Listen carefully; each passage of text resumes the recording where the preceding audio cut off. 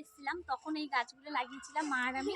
তারপরে যখন 7 মাস পর আসি তখন এই গাছগুলো দেখি এত সুন্দর ফুল হয়েছে, পুরো থোকা থোকা এরকম, পুরো একটা একটা ঝাড়া ঝাড়া ফুল হয়েছে।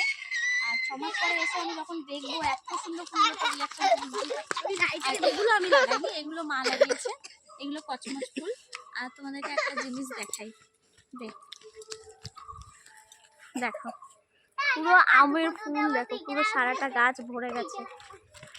এবছর প্রচুর আম হবে। আর যারা যারা আমাদের বাড়ি আসতে চাও অবশ্যই আমার সাথে কন্ট্যাক্ট করবে।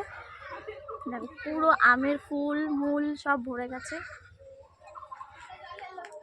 কত সুন্দর লাগছে।